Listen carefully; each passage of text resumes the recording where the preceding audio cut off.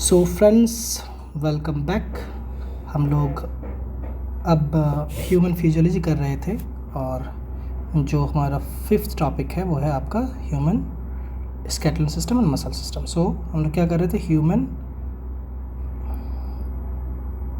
Physiology. क्या क्या हम लोगों ने कर लिया, डाइजेस्टिव सिस्टम कर लिया, रेस्पिरेटरी सिस्टम कर लिया, सर्कुलेटरी सिस्टम कर लिया और लास्ट क्लास में हम लोगों ने किया था एक्सक्रीटरी सिस्टम। और अब करने वाले हैं हम लोग स्केलेटल सिस्टम और मसल सिस्टम, है ना, दोनों को एक साथ पढ़ना होता है। चलिए तो अब स्टार्ट करते हैं। देखिए, ये बहुत ही टफ टॉपिक नहीं है, कुछ चीज़ें याद करनी है, बस उतना ही है, ठीक है। तो स्टार्ट करते हैं। Skeletal system consist of a framework of bone and cartilage. तो सबसे पहले आपको पता होना चाहिए बोन क्या है, कार्टिलेज क्या है, ठीक है। So bone and cartilage are specialised connective tissue, ठीक है। तो सबसे पहला चीज़ हमने ये जाना कि कार्टिलेज हो या आपका बोन हो, वो क्या है, टिश्यू है। तो अगर आपको ये पूछ दे कि which of the following are tissues, तो वो आपको पता होना चाहिए, ठीक है। चलिए, अब क्या है, बोन जो है वो बनता किससे, कैल्शियम सॉल्ट से बनता है। और कार्टिलेज जो बनता है उसका सॉल्ट का नाम क्या है, कॉन्ड्रोटिन सॉल्ट। तो इम्पॉर्टेंट है ये, ठीक है। जब स्टार डाल रहे हैं तो आपको ये होना चाहिए कि दिस इज़ इम्पॉर्टेंट, ठीक है। चलिए, बोन के बारे में थोड़ा डिटेल में पढ़ते हैं। सो सबसे पहला जो इसमें MCQ आएगा वो आएगा, this is hardest substance in the body. मैंने आपको बताया था, लेकिन याद रखिए यहीं पे कि जो आपका टीथ है वो हार्डेस्ट सब्सटेंस है, हार्डेस्ट सब्सटेंस। बट अगर बात करें टिश्यू की तो क्या होगा, बोन, ठीक है। बाकी देखिए, इट प्रोटेक्ट्स बॉडी, तो ये तो पता ही है, ठीक है। ओके, न्यू बॉर्न में कितना होता है तो मुझे अभी एग्जैक्ट याद नहीं है, ठीक है। इसलिए मैंने इसको ओपन रखा है, शायद NCERT में नहीं होगा, बट ऐसे जो है जनरली माना जाता है कि 300 के आसपास है। एडल्ट में ये जो है आपका, एडल्ट में 206 होता है, तो ये एक इम्पॉर्टेंट है। और बेसिकली क्या होता है, धीरे धीरे जो कुछ बोन है वो कनेक्ट हो जाते हैं और एक सिंगल बोन का जो है वो कन्वर्ट हो जाते हैं, तो अल्टीमेटली आपके पास 206 बोन होता है, ठीक है। ऑस्टियोलॉजी किसको कहते हैं, स्टडी ऑफ बोन, बिल्कुल आ सकता है, सो दिस इज़ इम्पॉर्टेंट, ठीक है। चलिए, अब बोन में जो प्रोटीन होता है, मैंने पहले ही बताया कि सॉल्ट जो होगा वो कैल्शियम सॉल्ट होगा, बट अगर ये बात की जाए कि प्रोटीन क्या होता है तो वो होता है ओसिन प्रोटीन, तो ये भी इंपॉर्टेंट है, ठीक है। चलिए, अब बोन मैरो की बात करते हैं। तो बोन मैरो क्या है, ये आपका है soft tissue present in the centre of most bones. खास करके आप अगर बात करेंगे जो आपका बोन मैरो है तो थाई वाला पार्ट जो है आपका, या जो लेग वाला पार्ट है ना, उसमें आपको मिलता होगा वो, ठीक है। तो ये आपको बोन मैरो के बारे में जानना पड़ेगा। और बोन मैरो हम लोगों ने जब ब्लड पढ़ा था तो भी हम लोगों को पता था, ठीक है। तो बोन मैरो में क्या है, रेड बोन मैरो होता है, उसको कहते हैं रेड बोन मैरो। ये क्या करता है, इसका काम क्या है, RBC और WBC और प्लेटलेट्स को फॉर्म करना। और एक येलो होता है जो फैट फॉर्म करता है, ठीक है, इंपॉर्टेंट है, ठीक है। देखिए क्या बताया मैंने, फिर से सुनिए। अगर आपका वो जो बोन मैरो है वो रेड है तो क्या बनाएगा, RBC, ठीक है, WBC, प्लेटलेट्स। अगर वो आपका येलो है तो वो क्या बनाएगा, फैट, ठीक है। तो फैट का प्रोडक्शन वहीं से होता है। चलिए, तो बोन के बारे में जान लिए, अब हम लोग आते हैं कार्टिलेज में। सो कार्टिलेज क्या होता है, सॉफ्टवेयर देन बोन, ठीक है। तो ये आपको पता ही है, जैसे आप लोग है नाक के आसपास जो आपका टिप के पास होता है तो देखते हैं वो बहुत सॉफ्ट होता है। So it is softer then bone, ठीक है। एंड इसमें क्या होता है, कॉन्ड्रोसाइट्स, साइट्स मतलब सेल, उसमें कॉन्ड्रोसाइट्स होते हैं, ठीक है, जिसको हम कार्टिलेज सेल्स कहेंगे, ठीक है। और इसमें प्रोटीन क्या होगा, कॉन्ड्रिन प्रोटीन, जैसे आपने वहाँ पे पढ़ा, क्या पढ़ा आपने, यहाँ पे आपने देखा ओसिन प्रोटीन, वैसे ही यहाँ पे है कॉन्ड्रिन प्रोटीन। और कॉन्ड्रोइटिन सॉल्ट, इंपॉर्टेंट। एग्जाम्पल क्या है, पिना, टिप ऑफ नोज, ठीक है। चलिए, पिना बेसिकली क्या है, कान के पास जो है जो उसका वहाँ पे आपको सॉफ्ट टाइप का दिख रहा है ना, जो बाहर वाला कान है वो है आपका, ठीक है। अब स्केलेटल सिस्टम में देखिए इसको हम लोग कैसे बांटते हैं। तो देखिए, एक तो आपका हो गया एक्सियल, ठीक है, और दूसरा जो होता है वो होता है आपका एपेंडिकुलर। तो एक्सियल जो है इसमें होंगे 80, ठीक है, और अगर एपेंडिकुलर की बात करें तो 126। तो यह ध्यान रखना है, एक्सियल कितना हो गया, एक्सियल हो गया 80, ठीक है, सॉरी, बोन इसका जो सिस्टम होगा तो एक्सियल कितना होगा 80, और आपका जो एपेंडिकुलर होगा, ठीक है, अपेंडिकुलर, ये एक्सियल था, तो अपेंडिकुलर कितना होगा 126, ठीक है। तो अब इसमें देखिए क्या है, ये जो आपका 80 है उसमें क्या होता है, स्कल में 22 होंगे, याद रखना है, जो स्कल है आपका उसमें 22 होंगे। एक आपका हायोइड बोन होता है एक, ठीक है, इंपॉर्टेंट है, इसको याद रखना है। फिर एयर ऑसिकल्स में 6 होते हैं, यानी कि 3 दूना 6, ठीक है। एक कान में 3 होते हैं और 2 कान है तो इसलिए 6 हो गए, ठीक है। उसके बाद होता है वर्टिब्रल कॉलम, उसमें होंगे 26, ठीक है। और रिब्स होते हैं 24, 12 का जोड़ी होता है, 12 दूना 24, ठीक है। और एक जो है सीने के पास एक हड्डी होता है, उसको हम कहते हैं स्टेर्नम, तो ये भी आपका इंपॉर्टेंट है, उसको पता आपको होना चाहिए, ठीक है। रिब्स कितने होते हैं, एक 12 होता है, तो 12 पेयर होता है, तो 12 दूना 24 हो गया, ठीक है। वर्टिब्रल कॉलम आपके 26 हो गए, ठीक। चलिए अब स्कल जो हम लोगों ने पढ़ा था पहला वाला पार्ट, इसको थोड़ा डिटेल में देखते हैं, ठीक है। तो स्कल में क्या है, क्रैनियल बोन्स जो होते हैं वो 8 होते हैं और फेशियल बोन होते हैं 14, ठीक है। क्रैनियल बोन कितने होते हैं 8, फेशियल बोन 14, ठीक है। अब देखिए यहाँ पे क्या है, all facial bone are paired except mandible and vomer, तो जितने भी फेस के बोन हैं आपके, कितने हैं फेशियल बोन, 14 हैं। तो 14 में जो है आपका मैंडिबल और वोमर को छोड़ दीजिए तो बाकी बचे 12, तो वो बेसिकली 6 जोड़ी है, ठीक है। तो ये इंपॉर्टेंट है, ठीक है। कौन कौन सा नहीं है ये पूछा जा सकता है, तो वोमर और mandible. Mandible is the only movable bone of the face, ठीक है। तो ये एक सिंगल है जो कि फेस का जो है आपका वो होता है। ये बेसिकली ना आपका जो जॉ है, तो लोअर साइड ऑफ जॉ है, लोअर साइड ऑफ जॉ उसी को कहते हैं, ठीक है। चलिए अब देखिए क्या है आपका spinal cord emerges through fragment magnum, तो ये आपको ऐसे ही दिया हुआ था, जो आपका स्पाइनल कॉर्ड है उसके बारे में बताया था। अब आते हैं हम हायोइड बोन, तो देखिए अब सेकंड नंबर पे आ रहे हैं, ठीक है। तो ये क्या है, सिंगल है, क्या बताया, a single U shaped bone which is present at the base of buccal cavity, ठीक है। तो ये है, it is also included in school, इसको भी स्कल में माना जाता है। तो ये क्या है, यू शेप्ड कैसा होता है, U shaped bone which is present at the base of buccal cavity, तो बकल कैविटी के पास होता है। It is also included in the skull, ठीक। चलिए तीसरा होता है एयर ऑसिकल्स, तो देखिए ये तीनों ये नाम याद रखना ज़रूरी है आपको। क्या है आपका, मैलियस, इनकस, ठीक है, और स्टेपीज़। तो ये भी याद रखना है कि स्टेपीज़ जो है आपका स्मॉलेस्ट बोन है। तो यहाँ पे देखिए आपका 3-4 क्वेश्चन बन गया, ठीक है। तीसरा हो गया। अब चौथा में आते हैं हम, चौथा क्या है आपका वर्टिब्रम कॉलम, तो वर्टिब्रम कॉलम में आइए आप, देखिए टोटल है आपका 26, तो 26 है सीरियली अरेंज्ड यूनिट, ठीक है। Each vertebra has central hollow portion, ठीक है, neural canal through which the spinal cord passes. The vertebral column protects the spinal cord, ये इंपॉर्टेंट है, ये ध्यान रखिए कि जो आपका ये हड्डी है, ये जो आपका स्पाइनल कोड है ना, जो कि आपका नर्वस सिस्टम से आता है, तो उसको प्रोटेक्शन चाहिए, तो ये बेसिकली बोन उसको प्रोटेक्ट कर रहा है, ठीक है। Support the head and serves as the point of attachment of ribs and musculate the back, ठीक है। चलिए अब इसमें क्या है तो 26 है, तो ये एडल्ट की बात हो रही है ना, इन एडल्ट। अब देखिए इसी में देखिए क्या क्या हो रहा है कि consist of 33 bones in children, जो बच्चा होता है उसमें कितना होगा 36, ठीक है। तो इसमें क्या होता है, फर्स्ट वर्टिब्रा जिसको हम एटलस कहते हैं और सेकंड वर्टिब्रा एक्सिस कहते हैं, तो ये आपको याद रखना है। यानी कि अब देखिए ये अचानक आ गया तो आपको लग रहा होगा क्या होगा, देखिए ये जो 26 है, 26 में मान लेते हैं ऐसे है 1 2 3 ऐसे करके होगा जो भी जोड़ी में है, तो जो शुरू का जो 2 है उसका स्पेशल नाम है जो कि हम लोग को याद रखना है। तो फर्स्ट वर्टिब्रा जो है वो एटलस है और सेकंड जो है उसको हम एक्सिस कहते हैं, सो दिस इज़ इम्पॉर्टेंट, ठीक है।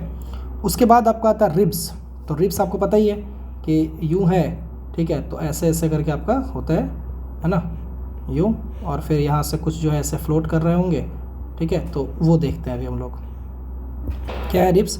तो they are 12 pairs of ribs in human, तो पेयर याद रखना है। 7 ribs of pair ribs are called true ribs, क्यों, क्योंकि वो जो है आपके जुड़े हुए होते हैं, ठीक है, हड्डी से। 8th 9th and 10th pair are of ribs do not articulate directly with the sternum. देखिए ये जो स्टेर्नम था आपका, जो आपने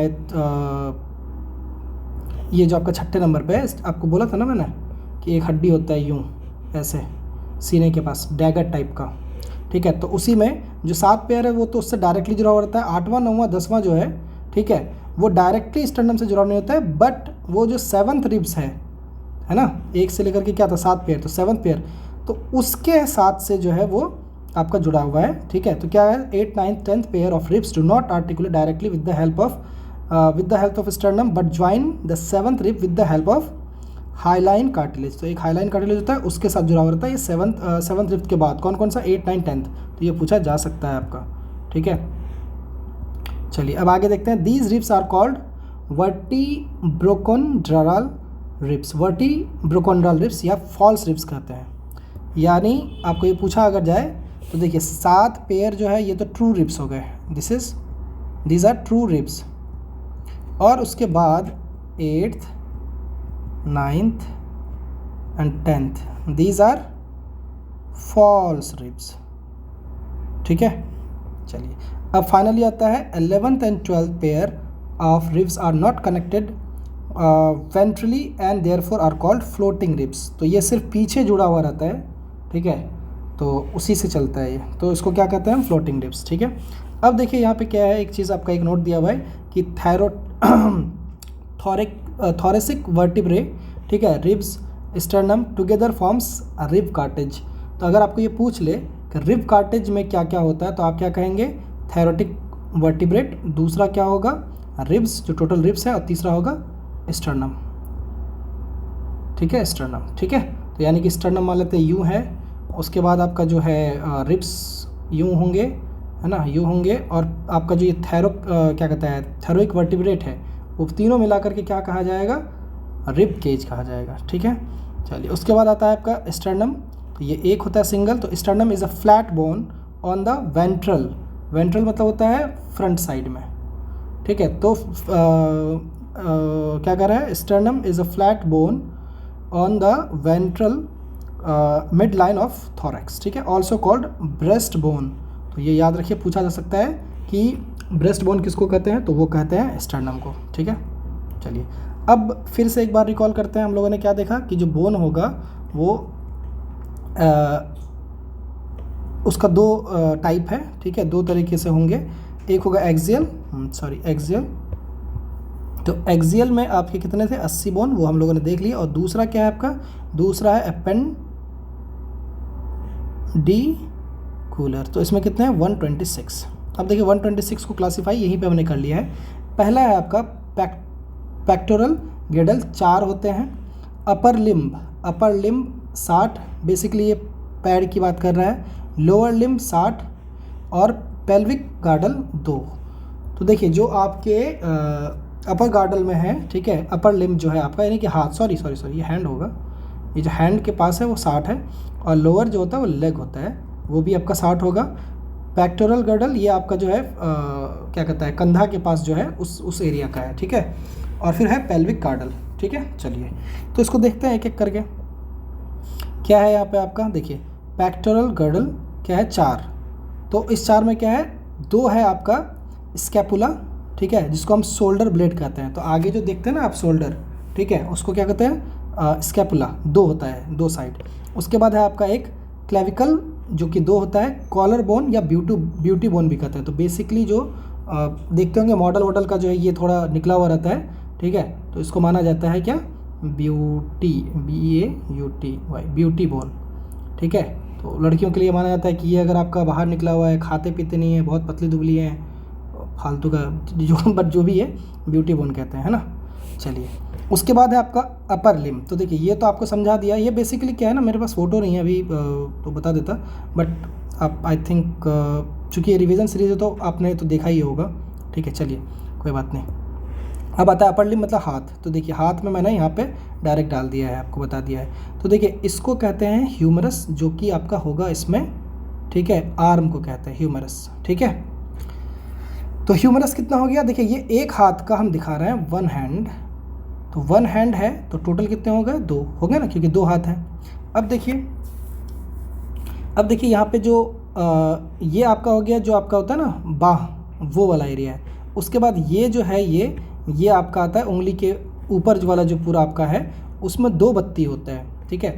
तो जो आपका देखिए इसको अगर आप देखें तो दिस इज़ योर, क्या है ये, लेफ्ट है या राइट हैंड है, this is your, it looks like, चलिए, ये लेफ्ट हैंड है शायद, ठीक है।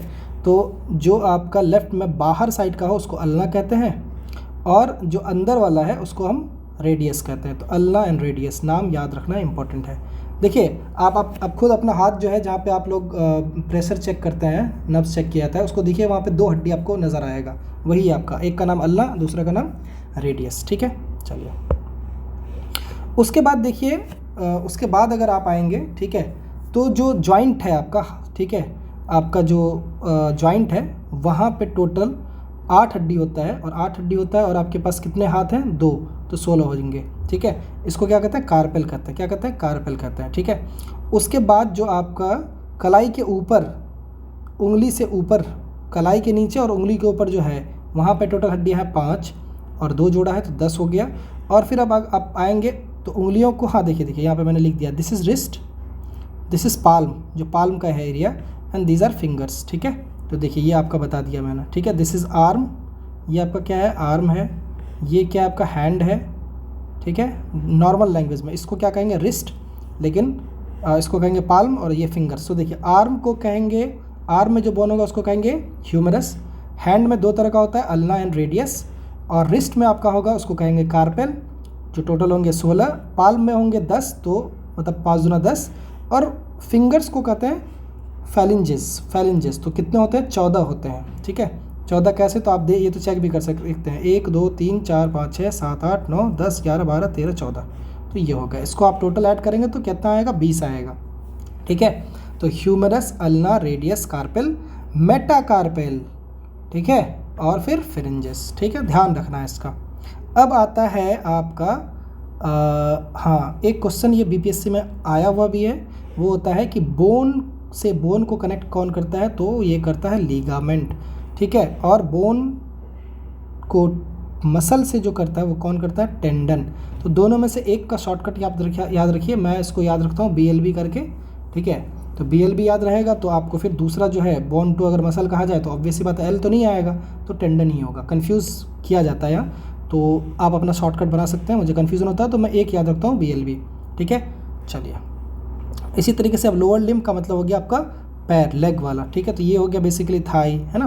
तो देखिए थाई हो गया, तो थाई उसको कहते हैं फीमर, और फीमर की खासियत ये होती है कि सबसे लंबा, ठीक है, लार्जेस्ट बोन है ये, ठीक। उसके बाद देखिए जो आपका नी कैप है, नी कैप लोकल मतलब नी कैप हो गया जो आप लोग नॉर्मल लैंग्वेज में करते हैं ना, जो आपका नी कैप होता है, जो आपका जॉइंट होता है जहाँ मुड़ता है, उसको कहते हैं पटेला। क्या कहते हैं? पटेला। देखिए ये बहुत इंपॉर्टेंट है, ये सारा ध्यान रखना। और उसी तरीके से जैसे आपका वहाँ पे था, क्या था आपका? यहाँ पे था आपका अल्ना एंड रेडियस, तो उसी तरीके से यहाँ पे होगा आपका, ठीक है, एक होगा आपका फाइबुला, जो उसको हम कहते हैं थिनेस्ट बोन। थिनेस्ट बोन, तो ये इंपॉर्टेंट हो गया क्योंकि थिनेस्ट बोन कह रहा है, ठीक है। और दूसरा होता है टीबिया, टीबिया भी 2 होता है, ठीक है। ओके, इसको हम कहते हैं शिन बोन, यानी वेट बियरिंग बोन लेग। तो देखिए बहुत इंपॉर्टेंट यहाँ कुछ चीज़ आ रहा है तो इसको हम लिखवा ही देते हैं। तो देखिए फीमर के बारे में फिर से देखिए, फीमर के बारे में क्या कहा? लार्जेस्ट बोन, ठीक है। उसके बाद हमने कहा कि फिबुला के बारे में क्या कहा? Thinnest bone.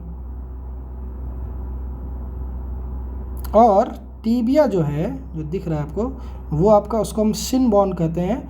और इसका मतलब ये होता है कि सबसे ज़्यादा जो वेट, आप जो खड़ा होते हैं या कुछ भी होता है तो वेट सबसे ज़्यादा इसी को झेलना पड़ता है। यानी अगर ये टूट गया तो बहुत मुश्किल हो जाएगा आपके लिए खड़ा होना, वेट ऑफ लेग, ठीक है। चलिए अब देखिए ये पैर को मैंने बहुत ही बेकार तरीके से बनाया है, बट स्टिल आप समझ में आ जाएगा।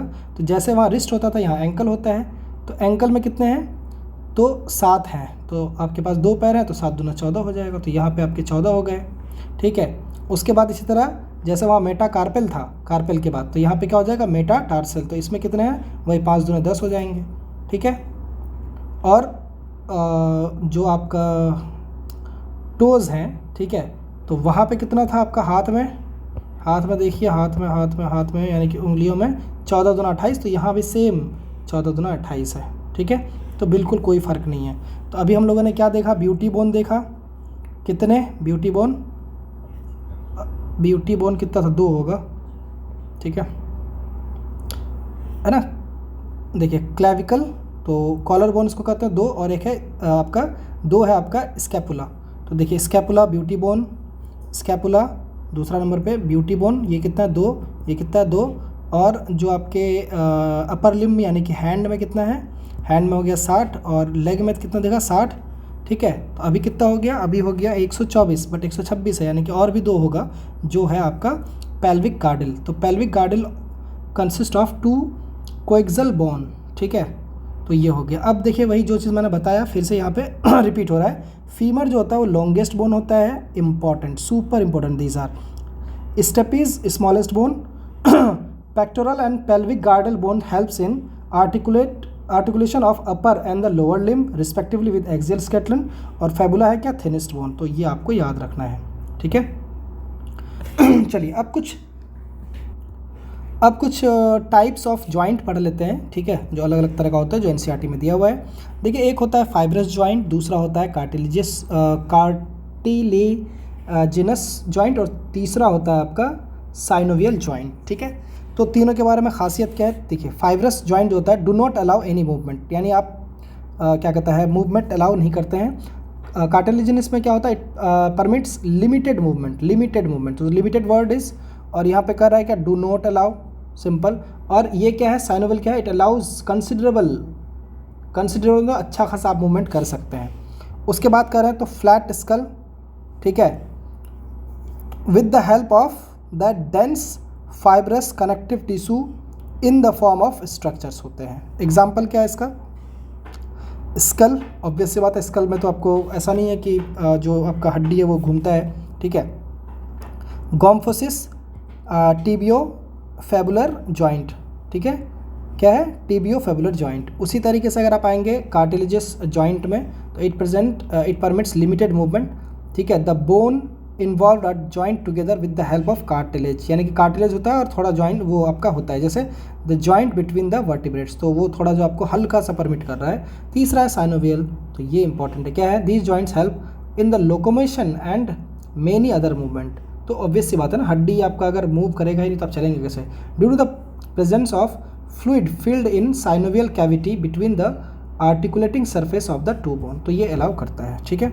अब देखिए कुछ एग्जांपल देखिए साइनोवियल जॉइंट का, तो उसमें हम लोग को बेसिकली इसी को पढ़ना है ना, ये हो गया, इसके बारे में जितना पढ़ लिया काफ़ी है।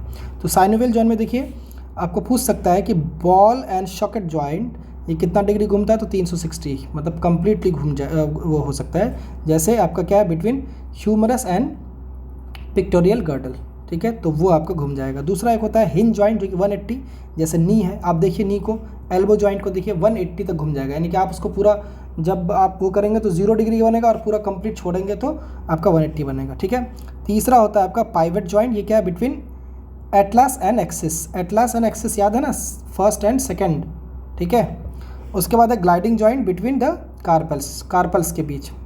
पांचवा है saddle joint between carpal and metacarpal of thumb, उसमें उसको क्या कहते हैं, आपका सेटल जॉइंट, ठीक है। चलिए अब हम लोगों का जो है वो स्केलेटल सिस्टम खत्म हो गया। अब आते हैं थोड़ा मसल सिस्टम में, जो इंपॉर्टेंट होगा वही करेंगे, बाकी लिखा हुआ तो बहुत कुछ है। तो सबसे पहले ये जानिए कि मूवमेंट जो होता है, ठीक है, तो वो displacement of any body part, जैसे एनिमल, प्लांट, उसमें दोनों में हो सकता है। यानी displacement of any body part, यानी कि कोई बॉडी का पार्ट, जैसे देखिए पेड़ में है, पत्ता बढ़ रहा है तो कहीं ना कहीं आप उसको क्या कहेंगे, मूवमेंट कहेंगे। लेकिन लोकोमोशन क्या होगा, डिस्प्लेसमेंट ऑफ होल बॉडी, जो कि सिर्फ और सिर्फ एनिमल में हो सकता है। तो यहाँ से आपको क्वेश्चन पूछा जा सकता है कि बायो में अगर पूछता है कि लोकोमोशन जो है वो कहाँ पे होगा, तो वो सिर्फ और सिर्फ एनिमल्स में होगा, प्लांट में लोकोमोशन नहीं होगा। बट मूवमेंट देखिए, मूवमेंट आपका एनिमल और प्लांट दोनों में हो सकता है। क्यों, क्योंकि displacement of any body part, जैसे प्लांट में रूट, ये भी तो आपका क्या कहता है बड़ा हो रहा है, तो ऑब्वियस सी बात है अपना इसका एक बॉडी पार्ट तो मूव कर ही रहा है, तो उसको मूवमेंट कहेंगे, ठीक है। इसीलिए कह सकते हैं कि ऑल लोकोमोशन इम्प्लाइज मूवमेंट, अगर लोकोमोशन हो रहा है तो मूवमेंट कहेंगे, but all movement need not necessary is locomotion, कि अगर आपका रूट बढ़ रहा है अंदर, या पत्ता बढ़ रहा है, या स्टम बढ़ रहा है, तो इसका मतलब उसको आप लोकोमोशन नहीं कहेंगे, ठीक है। चलिए अब आते हैं मूवमेंट पे। सो मूवमेंट आपका दो तरह का होगा, मस्कुलर मूवमेंट और दूसरा होगा नॉन मस्कुलर मूवमेंट, ठीक है।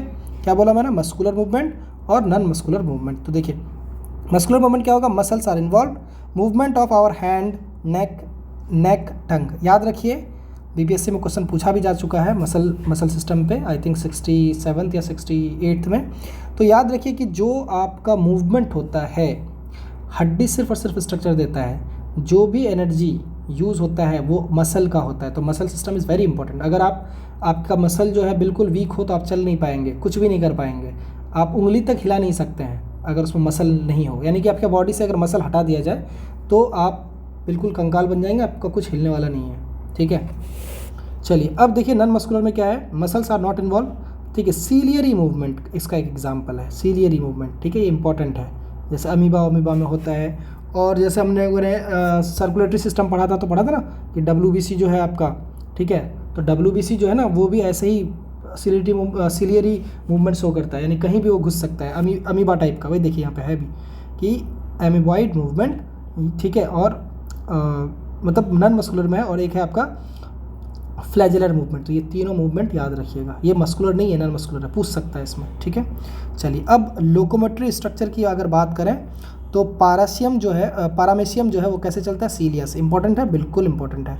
हाइड्रा कैसे चलता है, तो मतलब चलता है इन द सेंस मूवमेंट, तो टेंटिकल्स से। ह्यूमन लिम्स से, लिम मतलब होता है क्या, लेग एंड हैंड, तो यहाँ पे लेग हो जाएगा।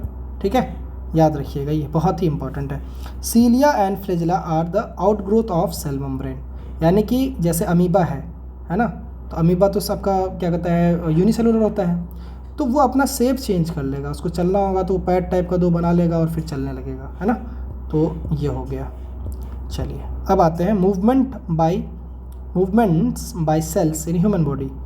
तो देखिए कैसा होता है, तो एमोबाइड, तो अमीबा टाइप का चलता है। ह्यूमन बॉडी में कह रहा है, ह्यूमन बॉडी में जो है कैसे कैसे चल रहा है, मूवमेंट बात कर रहे हैं हम, लोकोमोशन नहीं। लोकोमोशन का मतलब तो चलना हो गया। मूवमेंट जो हो रहा है हमारे शरीर के अंदर किस तरीके से, ब्लड मूव हो रहा है तो कैसे हो रहा है, कोई सेल मूव हो रहा है तो कैसे हो रहा है, तो वो दिखा रहा है। तो अमीबा टाइप का मूवमेंट आपको कहाँ मिलेगा, मैक्रोफेजेस में, ये हम लोगों ने पढ़ा था, है ना, जो इनगल्फ करता था जो आपका जो भी कुछ डेवरिस होते थे उसको। And leucocytes in blood, leucocytes nothing but WBC। So is it important, yes it's very important. Ciliary muscle, ovum होगा, ओवम और एग्स थ्रू रिप्रोडक्टिव डक्ट और टिब्युलर ऑर्गन। तो देखिए जो फीमेल्स होती हैं, ठीक है, तो उसके अंडा से जो अंडा जो आपका रिलीज़ होता है, तो वो जो मूव होता है, वो जो मूवमेंट करता है वो सिलियरी करता है ना, फैलोपियन ट्यूब में जाता है ना आपका।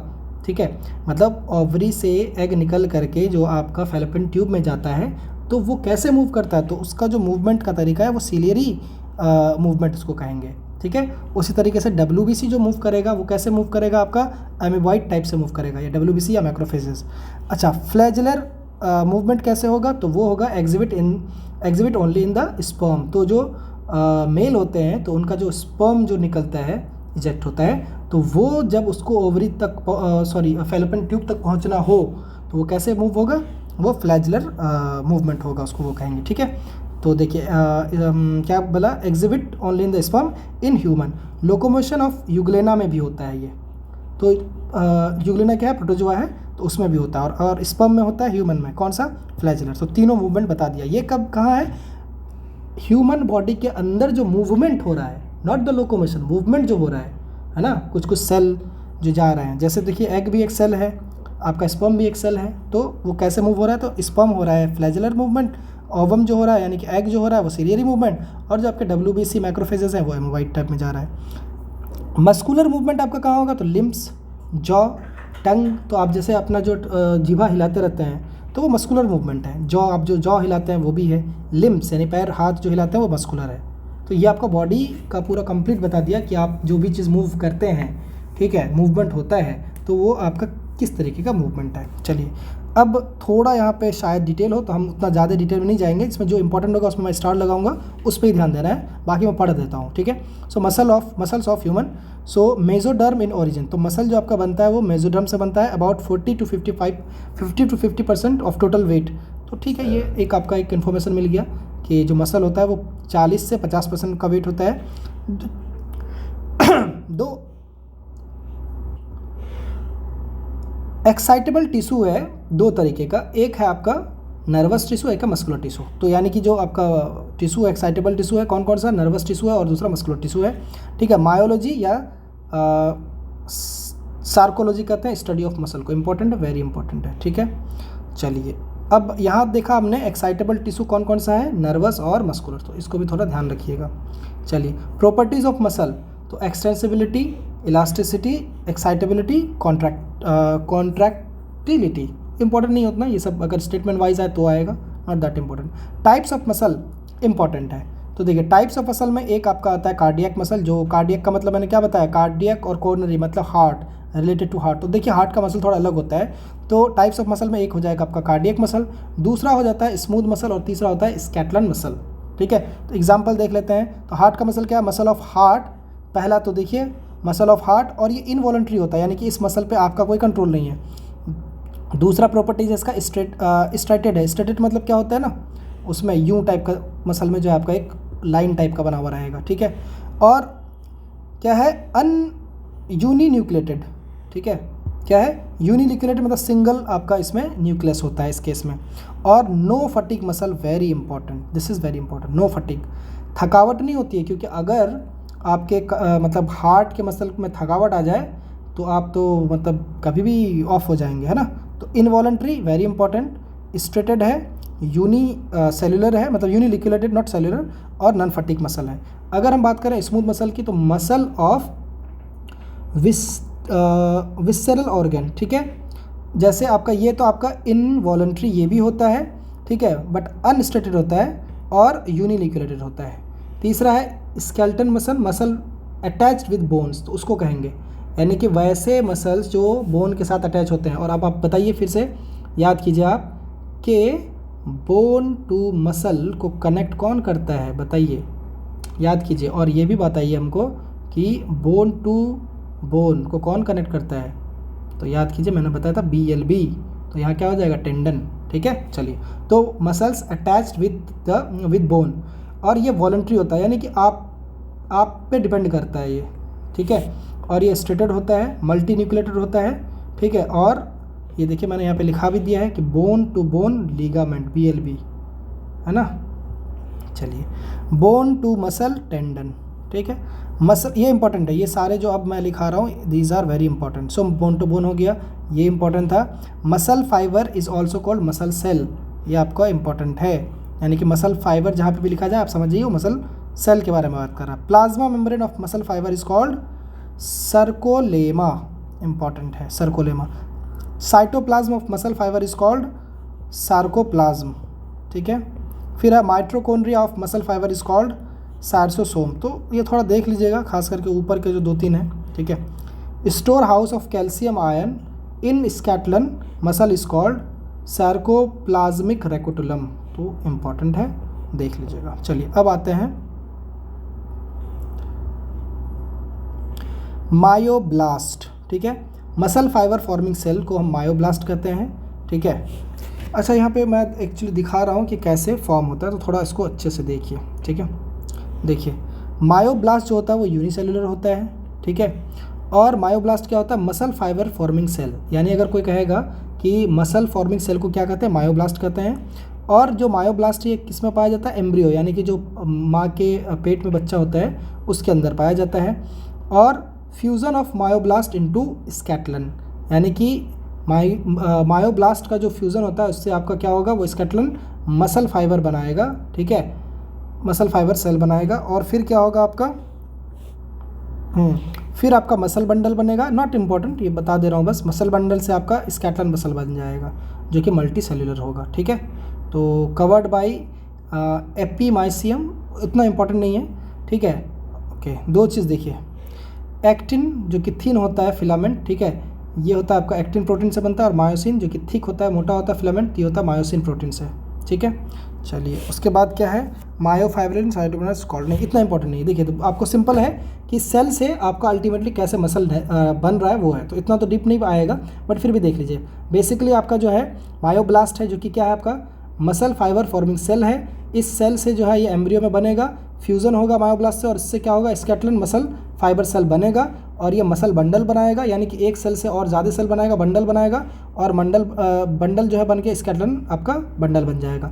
बाकी आपका इसमें 2 तरीके का जो है प्रोटीन है, एक एक्टिन है, एक्टिन जिसको हम क्या कहेंगे एक्टिन प्रोटीन, और दूसरा मायोसिन, ये आपका हो जाएगा थिक फिलामेंट, तो ये हो जाएगा मायोसिन प्रोटीन। ठीक है, अब देखिए उसी चीज़ को यहाँ पे और ये है, यहाँ पे थोड़ा देखने की ज़रूरत है कि प्रोटीन इन मायोफाइब्रिल। देखिए ये क्या है, मायोफाइब्रिल है ना, मायोफाइब्रिल। ठीक है, तो कौन कौन सा प्रोटीन, तो ये आपका आ सकता है। तो अब जिसमें स्टार लगाऊंगा वो ये ज़रूर याद रखिएगा, myosin and actin responsible for muscle contraction. तो जो आपका मसल कॉन्ट्रैक्ट होता है, ठीक है, तो वो किससे होता है, इसी से। उसके बाद है आपका ट्रोपोनिन और है आपका ट्रोपोमायोसिन। तो ये क्या होता है, प्रेजेंट विद एक्टिन और थिन फिलामेंट। फिर है आपका टाइटिन, जिसको हम क्या कहते हैं, heaviest protein of muscle. Important direct आ जाएगा कि जो ह्यूमन होता है उसमें सबसे हेवी प्रोटीन क्या है, तो वो है टाइटिन। ठीक है, ओके। और मायोसिन एक्टिन के बारे में ज़रूर जान लीजिएगा। नोट, सार्कोमेयर ये क्या है, फंक्शनल यूनिट ऑफ स्केलेटन है, तो ये भी एक तरह से थोड़ा इंपॉर्टेंट हो गया। उसके बाद है sliding filament theory is related to contraction of skeleton system, not that important. Note, muscle contraction जो होता है उसमें Ca++Mg++ इज नीडेड, यानी कि आपको कैल्शियम और मैग्नीशियम का आयन ज़रूरी है। तो ये आपका इंपॉर्टेंट है किसके लिए, मसल कॉन्ट्रैक्शन के लिए, है ना, सोडियम और magnesium. Myoglobin important, muscle contents a red colour oxygen storing pigment. इसी को क्या कहते हैं, इसी को हम क्या कहते हैं, मायोग्लोबिन। इसलिए देख रहे होंगे आप, देखते होंगे कि जो मसल है वहाँ पे भी आपका रेड कलर होता है, जबकि होना किस में चाहिए, वो तो ब्लड रेड कलर तो आपका WBC में, RBC में होता है, तो वो तो आपका सिर्फ और सिर्फ ब्लड वेसल्स में होना चाहिए, बट ऐसा नहीं है, मसल्स में भी हमें रेड कलर दिखता है। तो वो कौन सा है, मायोग्लोबिन। ठीक है, तो ऑक्सीजन स्टोरिंग पिगमेंट है ये। देखिए 2 तरह के मसल्स भी हैं आपके, एक रेड मसल है वर्सेस वाइट मसल। तो देखिए हाई मायोग्लोबिन, तो ये तो पता ही है, लो कंटेंट ऑफ मायोग्लोबिन होगा ही। एरोबिक मसल, एनारोबिक मसल, तो एरोबिक मसल मतलब क्या है, यहाँ कहीं ना कहीं ऑक्सीजन है। क्यों, क्योंकि हमने पढ़ा कि ऑक्सीजन स्टोर जो होता है वो पिगमेंट है, तो ऑक्सीजन स्टोर है तो वहाँ पे क्या होगा, एरोबिक मसल होगा। एरोबिक मतलब जहाँ पे आपका जो है आपका ऑक्सीजन प्रेजेंट हो। मोर नंबर ऑफ माइट्रोकॉन्ड्रिया, तो इसमें माइट्रोकॉन्ड्रिया भी ज़्यादा होता है और इसमें लेस नंबर ऑफ माइट्रोकॉन्ड्रिया है। अब एक चीज़ याद रखिए जो कि सुपर इंपॉर्टेंट है, कि जो हम लोग दौड़ते हैं तो जो मसल फटीग होता है उसमें कौन सा होता है, लैक्टिक एसिड होता है।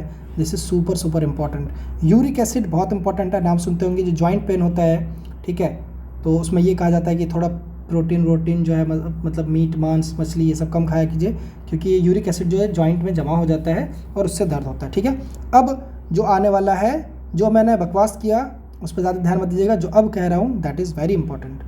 स्मॉलेस्ट मसल किसको कहते हैं, तो stapedius, very important. Largest muscle क्या होता है, gluteus maximum. Longest muscle sartorius. Strongest muscle masseter. ठीक है, फिर क्या है आपका, टोटल मसल कितने होते हैं, 639। फिर से रिपीट कर रहा हूँ मैं क्योंकि ये बहुत इंपॉर्टेंट है। स्मॉलेस्ट मसल है आपका स्टेपिडस, ये भी कान में ही होता है। Largest muscle gluteus maximum. Longest muscle sartorius और स्ट्रॉन्गेस्ट मसल मैसेटर। ठीक है, चलिए अब बात करते हैं थोड़ा टंग की। तो टंग जो है वो स्कैटल मसल है जो कि हायोइड पॉइंट से जुड़ा हुआ होता है, लेकिन याद रखिए not connected to bone at both ends. तो दोनों साइड से वो जो है कनेक्टेड नहीं होता, एक साइड हमारा ओपन रहता है ना, तभी हमारा जीवा इतना चलता है ना, जबान। चलिए उसके बाद है राइगर मोर्टिस, क्या है, contraction of muscle before death. तो मरने से पहले जो आपका कॉन्ट्रैक्शन होता है मसल में उसको कहते हैं। और एक होता है एगोर मोर्टिस, ये क्या होता है, cooling of body after death, यानी कि मरने के बाद जब कोई भी बायोलॉजिकल एक्टिविटीज़ बंद हो जाती है तो आपका बॉडी जो है वो गर्म नहीं रहेगा और फिर वो धीरे धीरे आप कूल हो जाएंगे। फिर आपका है मायास्थेनिया ग्रेविस, ये क्या है, ऑटो इम्यून डिजीज़। ठीक है, न्यूरोमस्कुलर जंक्शन है। आई होप कि ये आपको समझ आया होगा। ठीक है, जो जहाँ मैंने स्टार लगाया है उसको ज़रूर थोड़ा ध्यान रखिएगा। Thank you.